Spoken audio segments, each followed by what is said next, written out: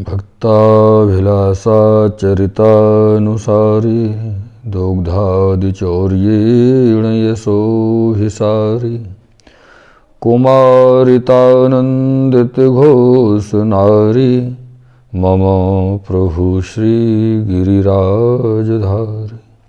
श्री गिरिराज महाराज की जय हो। सर्वप्रथम तो आप समस्त प्रियजनों को आज के हरिदिवस की जय श्री कृष्णा और बधाई स्वीकार हो।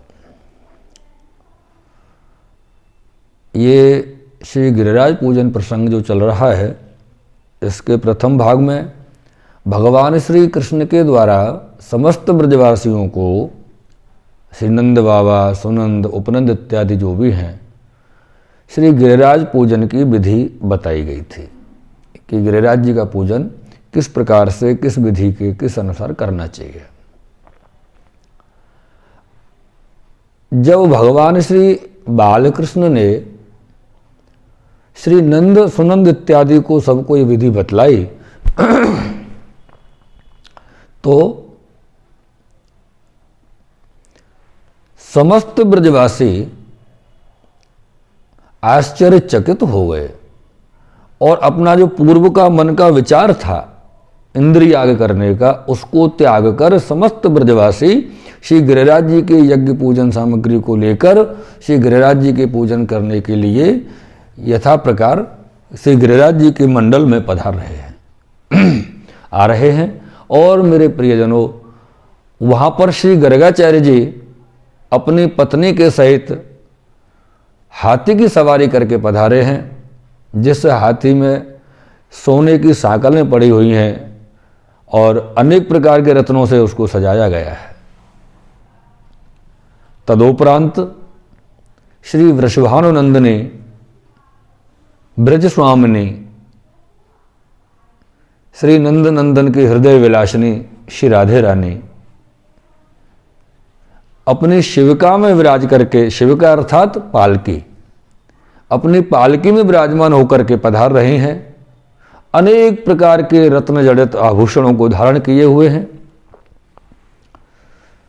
ऐसा लग रहा है जैसे इंद्र पत्नी सची अपने समस्त सखी भ्रमरियों के साथ में पधार रही हों। श्री स्वामिनी जी की अनेक अनेक कोटि सखियां उनके साथ में हैं, जिनमें से दो सखी श्री विशाखा जी और श्री ललिता जी जो प्रमुख सखी हैं, वो सेविका के दोनों ओर चंवर ढुलाते हुए चल रहे हैं।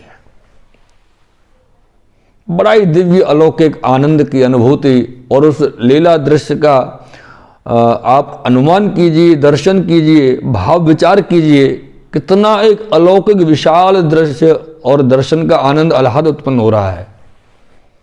मेरे प्रियजनों, उस श्री गिरिराज पूजन महोत्सव यज्ञ में अनेक प्रकार के गोपी पधारे हैं।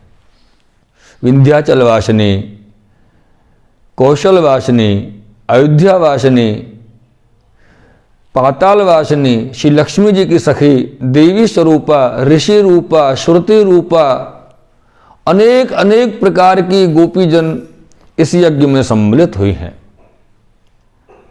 श्री गोवर्धन पूजन यज्ञ, मेरे प्रियजनों, ये समाचार हिमालय के द्वारा जब भगवान शंकर ने श्रवण किया तो गिरिनंदिनी उमा जी के साथ में, भगवती श्री उमा के साथ में नंदीश्वर पर विराजमान होकर के और अपने सर्पों के द्वारा अपने कंठ में धारण किए हुए श्रृंगार को धारण करके भगवान शिव श्री गिरिराज मंडल में गिरिराज जी के दर्शन के लिए पधारे हैं। अनेक राजऋषि, देवऋषि, महर्षि, सिद्धेश्वर, हंस, अनेक प्रकार के ऋषि श्री गिरिराज जी के पूजन उत्सव में सम्मिलित हुए हैं, पधारे हैं। ये कोई छोटा आयोजन नहीं था, एक बड़ा विशाल वृहद और समस्त लोगों को एकत्रित करने वाला ये एक बहुत ही विशाल प्रथम श्री गिरिराज पूजन का आयोजन था, जिसमें सब एकत्रित हुए हैं। नंद नंदन यशोदा नंदन भगवान श्री बालकृष्ण जी के द्वारा जो क्रम बताया गया, उसी प्रकार से ब्राह्मणों को आगे करके समस्त ब्रजजनों ने, सभी लोगों ने मिलकर के श्री गिरिराज जी का आनंद पूर्वक पूजन किया है। और पूजन करके श्री गिरिराज जी को श्रद्धा से, जो जिसके मन में जैसा भाव उत्पन्न हुआ वैसा भेंट अर्पण किया है। पूजन के उपरांत में भेंट करना अति आवश्यक है। भेंट किया है, तदोपरांत में समस्त ब्रजवासी श्री गिरिराज जी के गुणगान इत्यादि करते हुए अनेक प्रकार के वाद्ययंत्रों के साथ नृत्य कर रहे हैं। ग्वाल गोपी समस्त ब्रजजन देवता सभी उन पर पुष्पों की वर्षा कर रहे हैं। और भूलोकवासी जो लोग हैं वो सभी समस्त ब्रजवासियों पर, समस्त ब्रज भक्तों पर, मेरे प्रियजनों, लावा की खील की वर्षा कर रहे हैं। इस प्रकार से जब आनंद चल रहा है श्री गिरिराज जी के पूजन महोत्सव का, मेरे प्रियजनों, उसी समय अचानक से श्री गिरिराज जी के मध्य में नंद नंदन भगवान श्री बालकृष्ण प्रभु गिरिराज जी के मध्य से विशाल काय देह धारण करके प्रकट हुए हैं। और सबके मध्य में आपने उच्चारण किया है, मैं गिरिराज हूं, मैं गिरिराज हूं। इस प्रकार उच्चारण करते हुए जो भी सामग्री वहां पर श्री गिरिराज जी को भोग लगाई गई थी, उस समस्त सामग्री को आपने आरोहण प्रारंभ किया। वो अपन जो सब जानते हैं, जितने भी श्री गिरिराज जी के आसक्त जीव हैं, जो भगवान श्री बालकृष्ण के प्रति जो भाव रखते हैं कि एक रूप से पुजत है, दूजे रहे पुजाए, सहस्त्र भुजा फैलाए के, मांग मांग के खाए। यहां पर नंद नंदन इस प्रकार से प्रकट हुए हैं। और जब वो प्रकट हुए, सामग्री आरोग रहे हैं, इस लीला के ब्रज के समस्त प्रमुख जो गोप गोपी जन थे, उन सबको इस लीला के दर्शन हुए हैं। किसी गिरिराज जी, श्री कृष्ण भगवान गोवर्धन गिरिराज जी के रूप में प्रकट होकर के सभी सामग्रियों को आरोग रहे हैं।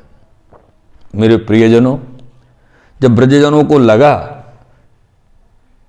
श्री महाराज श्री गिरिराज जी वरदान देने के लिए उद्यत हैं,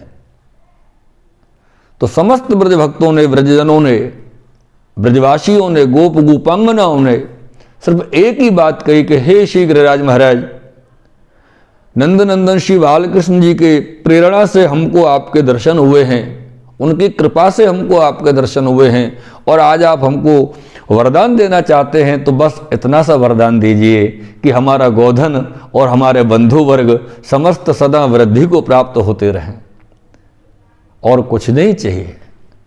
और यही तो भोले ब्रज भक्तों की विशेषता है।